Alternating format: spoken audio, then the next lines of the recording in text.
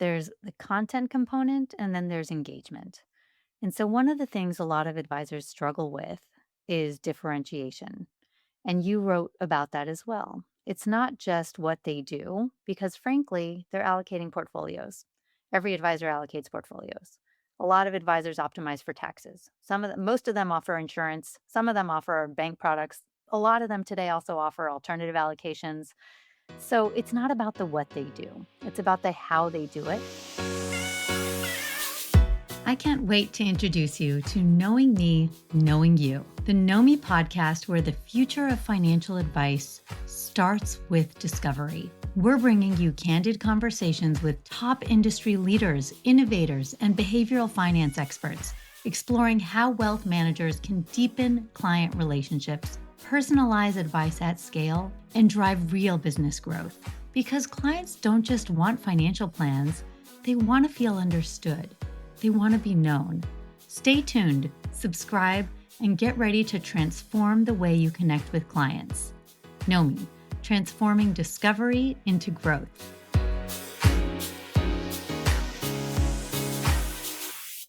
Hi, and today we're joined by Molly McClure, Executive Director of Marketing at One Point BFG Wealth Partners, and an award winning marketing executive with nearly 2 decades of experience helping wealth management firms, fintechs, high growth companies turn great brands into measurable business growth.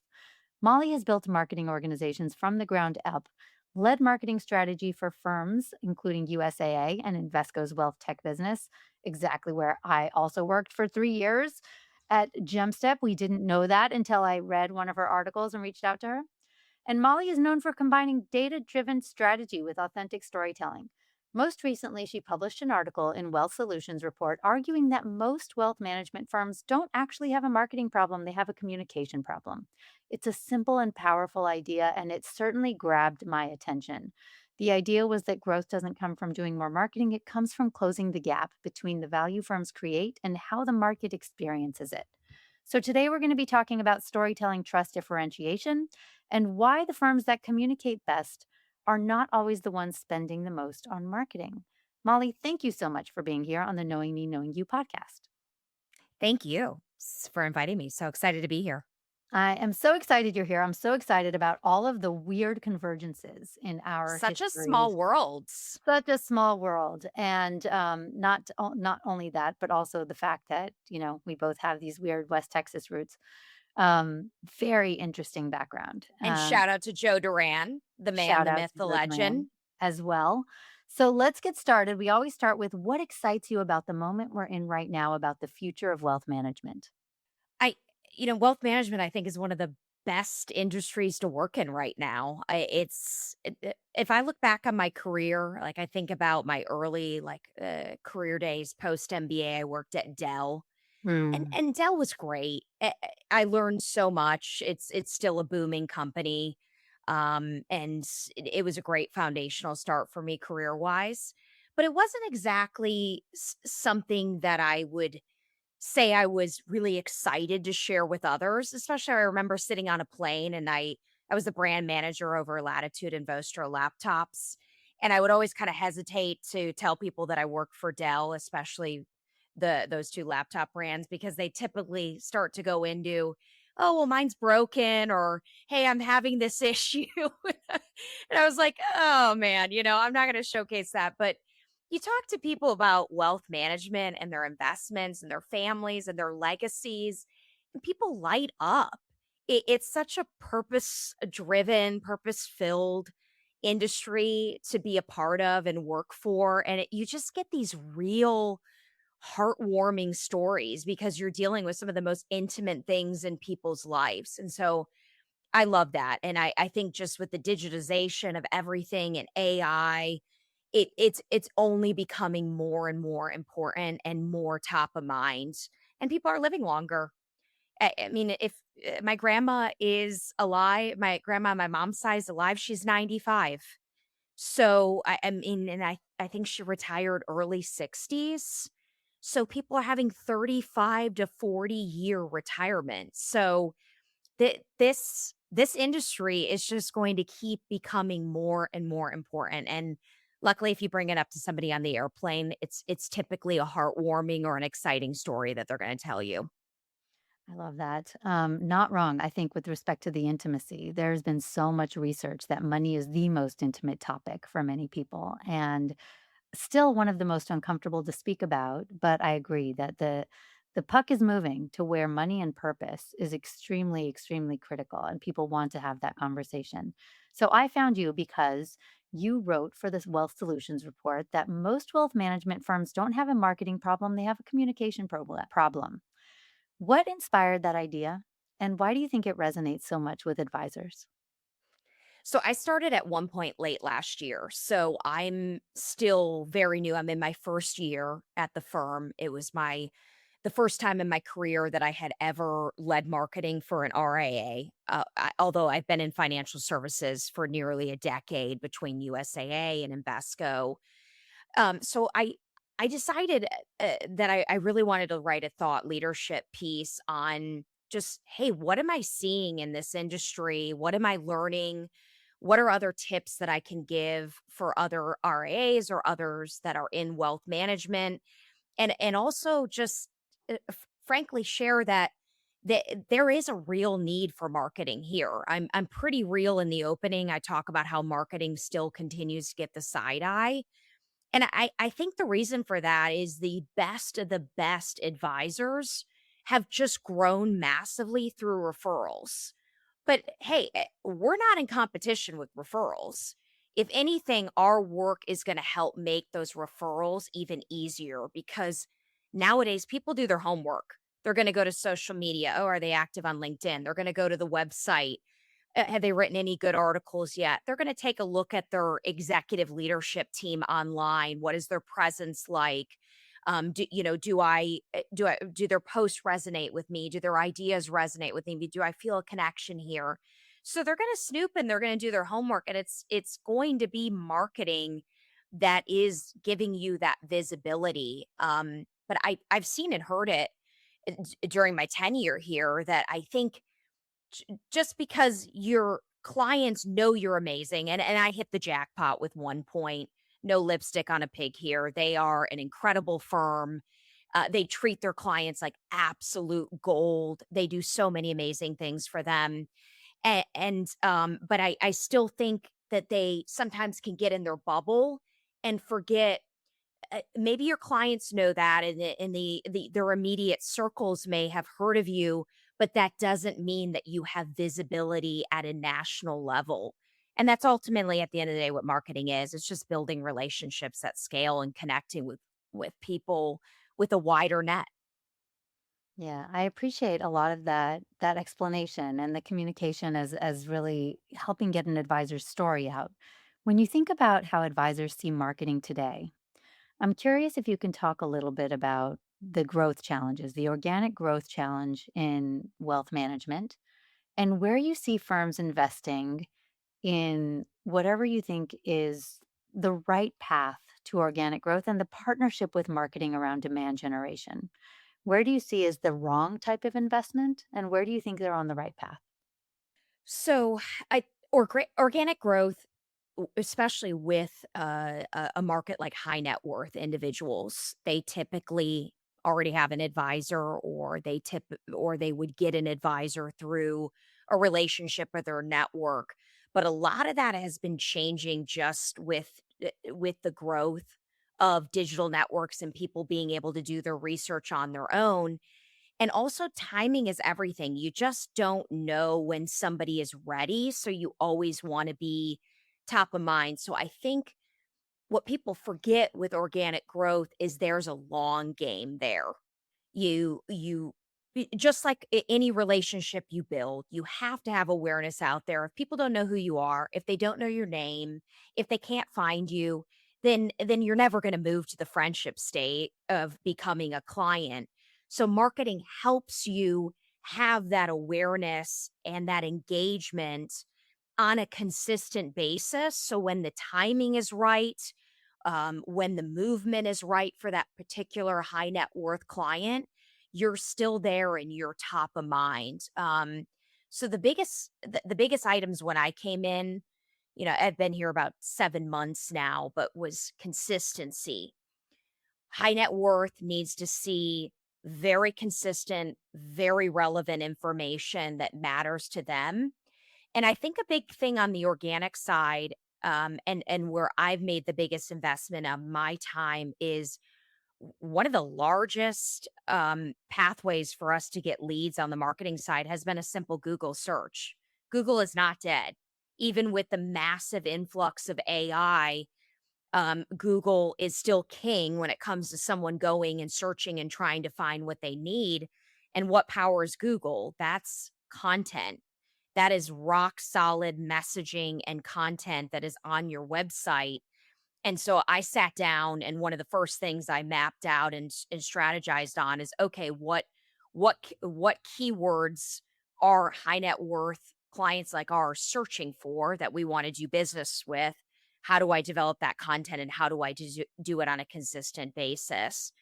And so that was one of my biggest investments when I joined. I'm not sure though that advisors always kind of understand kinda how that works behind the scenes, or what is driving those Google search results. And also, frankly, if you're past, page 1 of Google, that's the graveyard. So, that's just one really basic best practice I was able to put in place once I got here. So you mentioned engagement, that there's the content component and then there's engagement. And so one of the things a lot of advisors struggle with is differentiation. And you wrote about that as well. It's not just what they do, because frankly, they're allocating portfolios. Every advisor allocates portfolios. A lot of advisors optimize for taxes. Most of them offer insurance. Some of them offer bank products. A lot of them today also offer alternative allocations. So it's not about the what they do. It's about the how they do it. How do you help firms articulate what makes them different when the what they do is so similar from one to the next? It is. I definitely wrote an article about that. I actually strategically wrote that article when I was interviewing with One Point. I just started to notice that, hey, a lot of RAs sound and look exactly the same. The good ones don't. The ones that I mentioned in the firm, in the article, there are some that are definitely doing things differently. But yeah, it trust is table stakes. It's really as simple as that. If you're just using the same words and phrases that every other investment firm and wealth management firm is using, then you run into the problem of, can somebody else, can a competitor just take their logo, put it on your website, and no one would notice a difference? So if it's that easy and it's that same, if it's that similar to another competitor, then you aren't differentiated enough. So that's a very simple exercise that you can do. Like, could I take this competitor's logo and just put it on mine, and people wouldn't notice a difference? So that's a very easy step that you can do.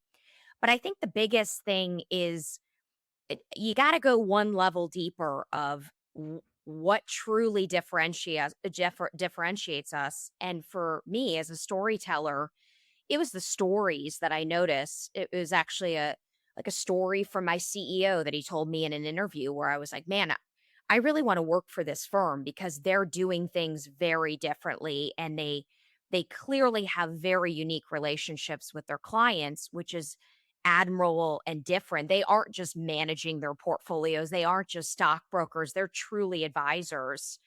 And my CEO told me he got a call Saturday morning, from a client. He answered it.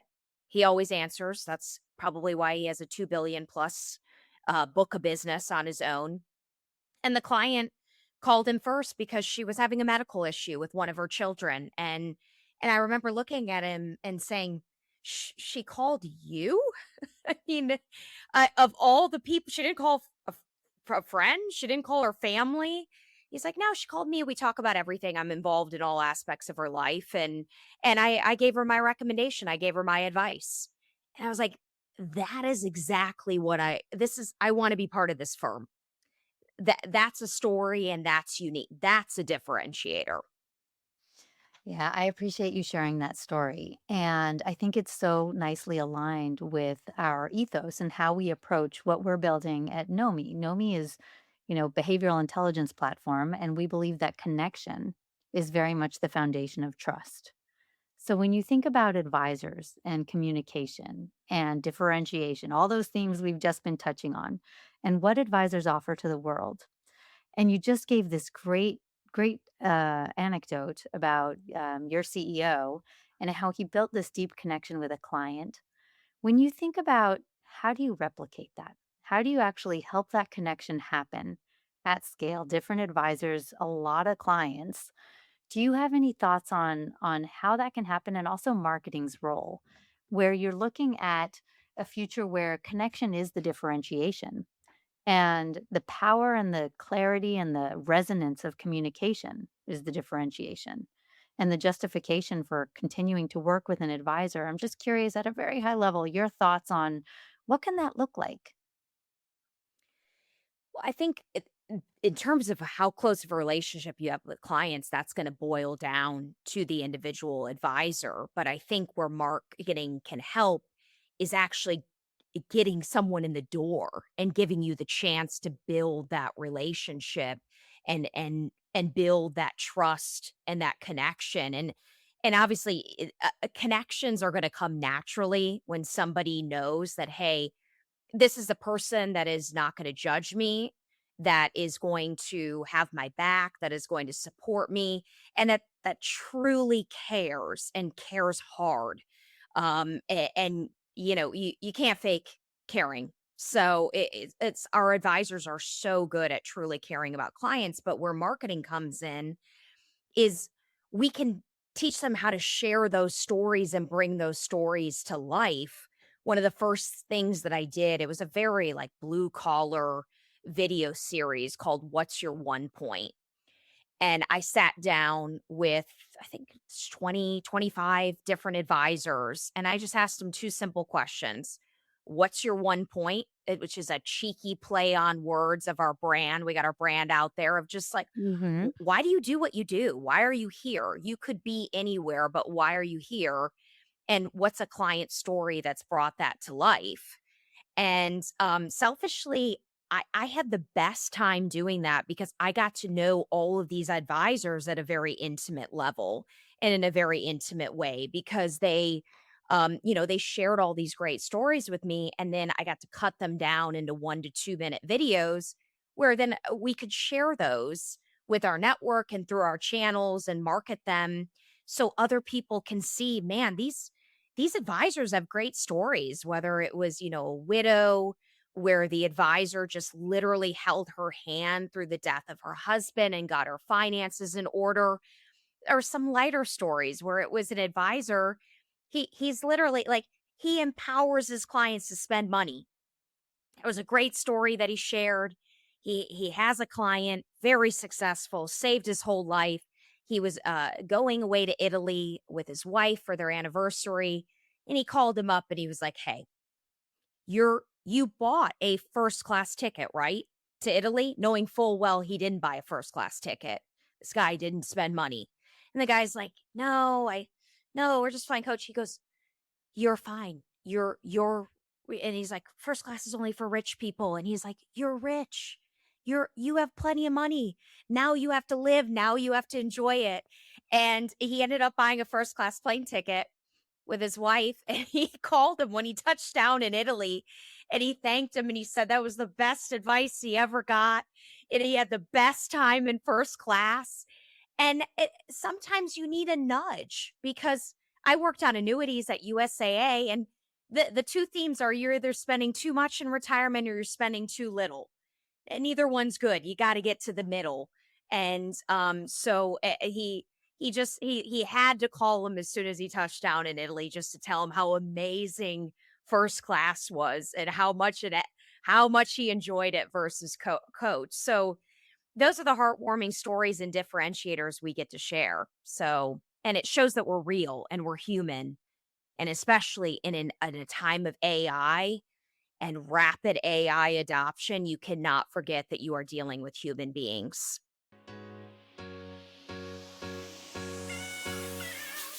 What if financial planning wasn't just about numbers, but about you, your values, your goals, your vision for the future? Nomi is transforming client discovery for wealth managers, going beyond assets and risk scores to uncover what truly matters. With behavioral insights and real time data, Nomi helps advisors personalize advice, build deeper connections, and grow their businesses. Because the best financial decisions start with knowing you. Discover the future of client engagement at Nomi.com.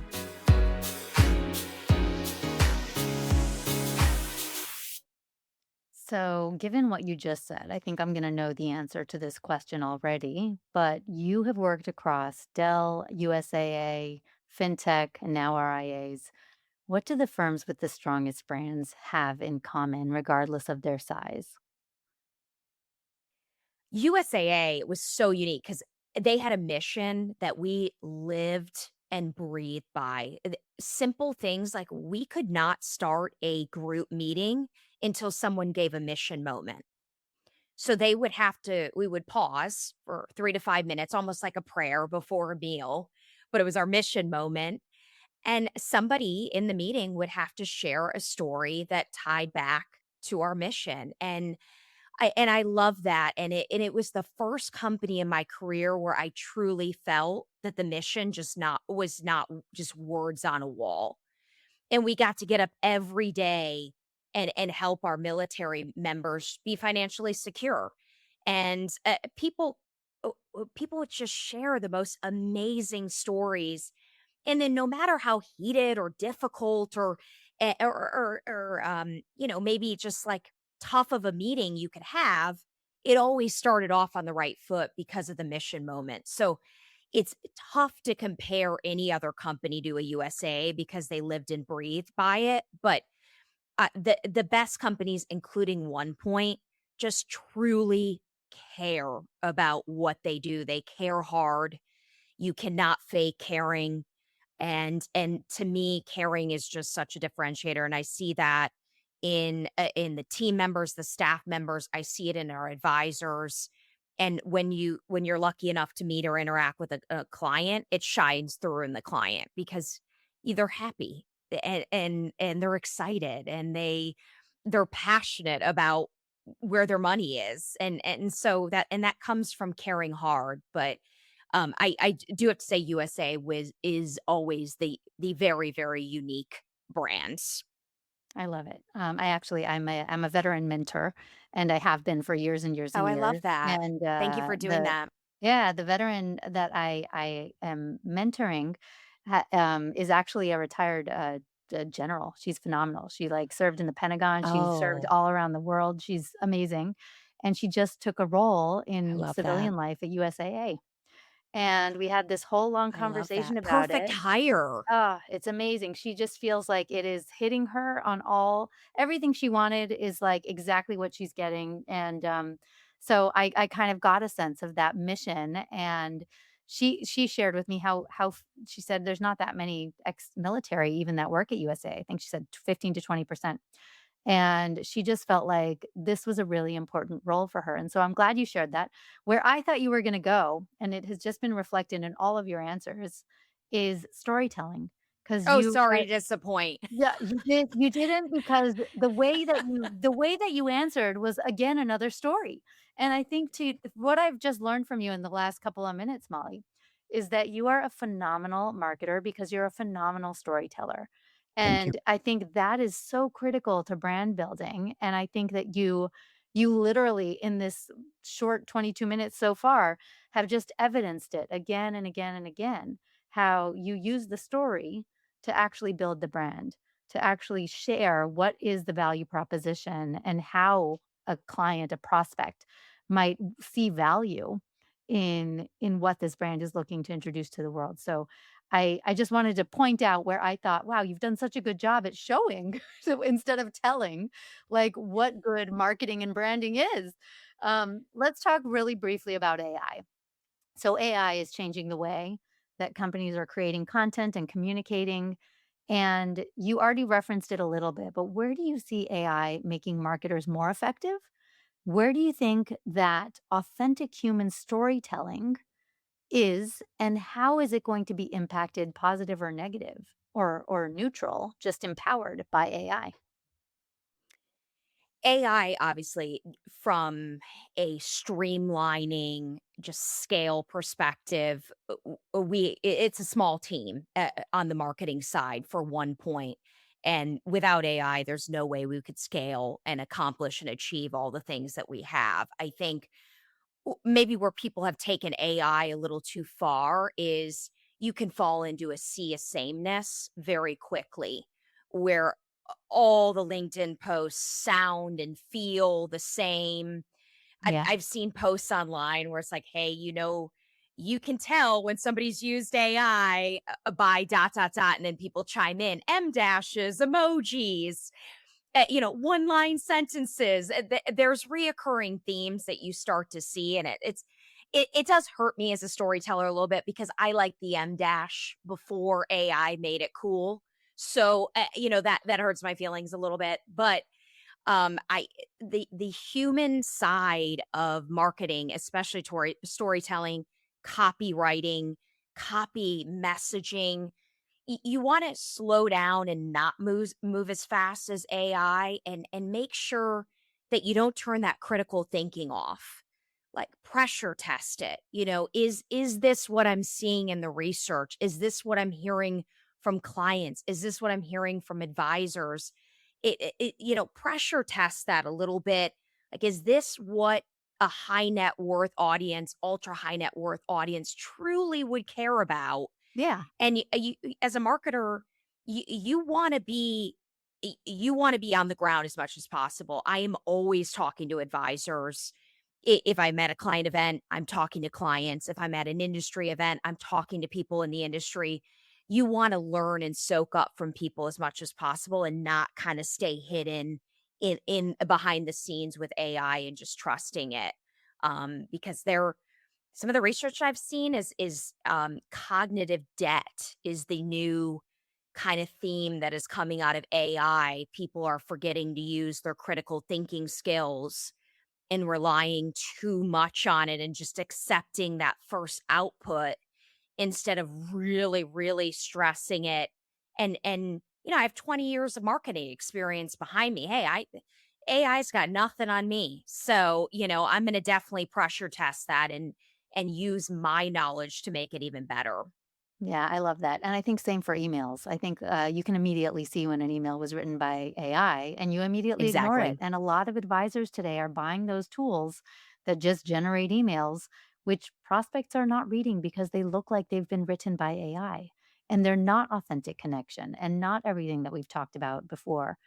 So I want to end before we get to our last question. I have one more question. So you actually said, hey, there's a bit of a reputation of marketing in the wealth management world and for RIAs. And that reputation is more as support function, maybe, than it is for Oh. truly integrated, strategic um, part of the business that actually helps with growth across the board. So, how do you see the relationship between marketing, business development, client experience, and the advisors? And I'll call like the whole ensemble team, the advisor, the planner, the paraplanner, the service team, the onboarding team. There's so many different functions in a wealth management business. Marketing is changing. And I think marketing is changing because the market is demanding that marketing change. The way that advisors grew through referrals is not as scalable or sustainable as it has been in the past. So how do you see the reputation that marketing has had as a support function and where do you see it going? So I think I've been so blessed to have so many incredible marketing leaders throughout my career, that have just ingrained in me that marketing is not an order taker. We are strategic business partners. And I think when you have that much confidence and you come into an industry that typically doesn't think that, it's like, well, I'm going to continue to think that and I'm going to show you why that's true. And but you have to always bring it back to their language. I presented an update to our board back in early May just on the progress of marketing. And I met with a few advisors beforehand, and I was like, "Hey, I'm gonna take you through this presentation, give me some feedback." And I was realizing that there was quite a bit of marketing jargon, things that I would take for granted reporting maybe to a marketing leader or a business leader that advisors don't necessarily understand or they don't translate well. So my whole talk track changed last minute and everything tied back to relationships because that's what advisors know better than anyone else. And that's all marketing is at the end of the day. It is relationship building at scale. When I talk about a funnel, it's you can't just jump to someone being a friend. Think about how you build a relationship. Somebody has to know your name. They have to be introduced to you. They have to get to know you. Then they have to trust you. That's the middle of the funnel. They have to be curious enough to maybe keep the conversation or interaction going. And then potentially they could open the door to actually having coffee with you or getting to know you. And it's when you put things in terms like that, then they start to understand it. When you just throw out impressions and website visits and search engine optimization, it's they're just going to glaze over it. It's not their sweet spot. And so I have learned and been humbled working in a new industry like this of how I have to change and just better find a better way to explain how marketing works and how it will help the firm with growth, and then just very simple things. Ours is very manual right now because our marketing tech stack is not yet connected to Salesforce. It's on the agenda for this quarter, but, it we are bringing in leads. So it's finding the right forums to share, "Hey, these are the metrics from the top of the funnel," and put them into simple terms. Again, they're not gonna know what an impression is. It comes off very fluffy and very esoterical. So you got to break it down. Okay, these are how many eyeballs have seen us. This is the growth year over year. So more people know who we are. These are the form fills. So somebody finds us, then they come to our website, they fill out a form, that is going to be a very warm lead for you to call. Now you have to call them quick. You can't wait too long. Best practice. And then following up because this is all a new motion.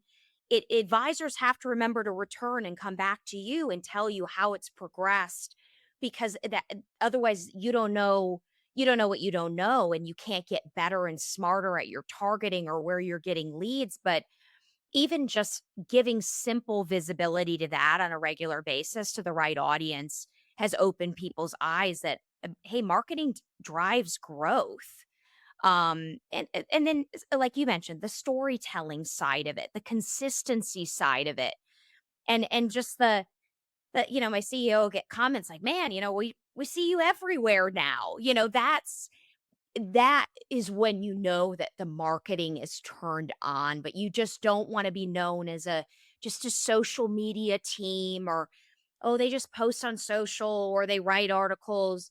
No, there is a method to our madness behind the scenes of continuing to move those relationships forward to the point where they want to have a friendship and a relationship with us. Love it. Couldn't agree more. And we actually even named our company in line with that concept of know me. And the way we describe it is very similar. Where as you're building a relationship, you start with come in, sit on my couch, let me get to know you a little bit. And that certainly resonates a lot more with an advisor than talking in the language of SQLs and MQLs and impressions, where they're like, You lost me. I don't know exactly what you're talking about, but I'm done." And so it resonates what you're Exactly. saying. Even We something as simple as an impression that I take for granted, they're like, "Well, what does that mean? Does that mean how many times I've been seen or like eyeballs have seen it?" And so I've truly, truly been humbled and really learned that like you don't know something well enough unless you can explain it simply.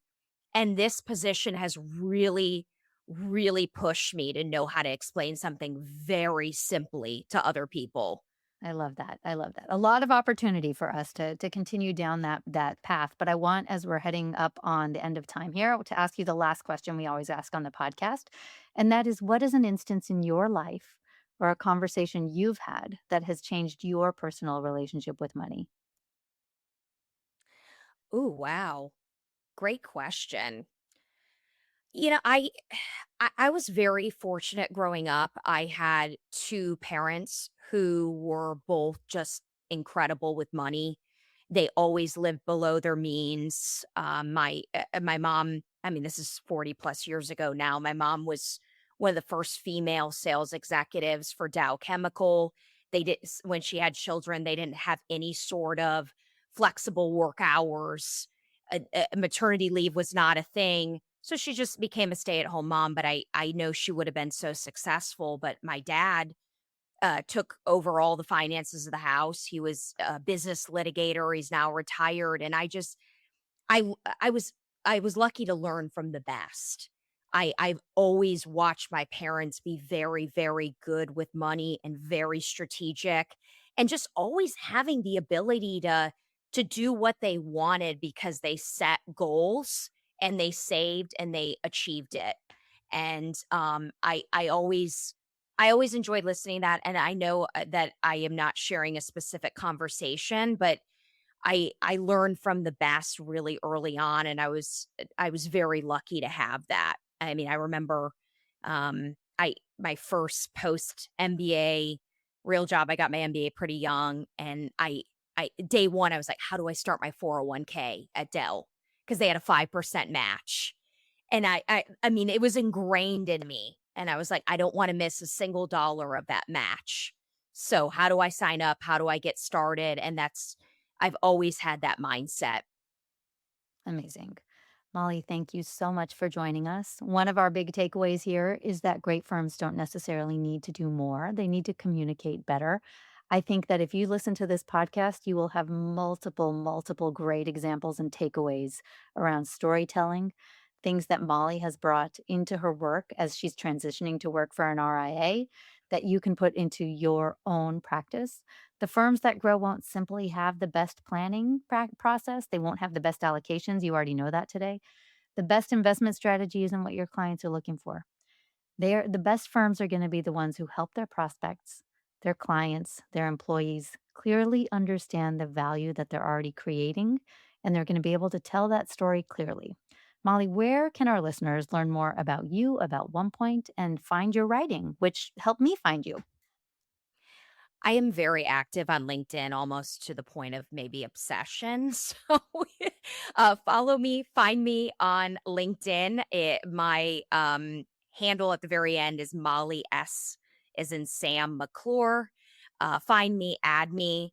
I encourage you to check out onepointbfg.com. That is the firm that I am part of. Tons of great articles and content there, but I am very, very active on LinkedIn. That's the best place to interact with me. Amazing. And for our listeners, please take a look at your own firm. Is there a gap between the value you deliver and the way that your market experiences it? Is there an opportunity for you to tell your own story better, differently, in a way that people can hear it, resonate with it, understand it, engage with it? What is one thing that you wish you could communicate more clearly this week? Give it some thought, write a comment. If you liked this podcast, please like it, comment on it, share it with somebody else who should hear it. If you're a marketer and you feel like, hey, I wish my advisors could hear this podcast, send it to the advisors. If you're an advisor and you think, I wish my advisors, my marketers would hear this podcast, send it to your marketers, whether they are internal or external as an agency. That is who I think this podcast is going to be best for. And Molly, thank you again for being here. Thank you so much. I had a great time. Amazing. Thank you for joining us on the Knowing Me, Knowing You podcast. If you enjoyed this episode, share it with someone who needs to hear it. And don't forget to subscribe, rate, and review. Your support helps us bring more transformative conversations to you. Until next time, keep discovering, keep growing, and remember, You're in control of your own financial story. Follow us for more conversations on financial confidence, self discovery, and the future of money.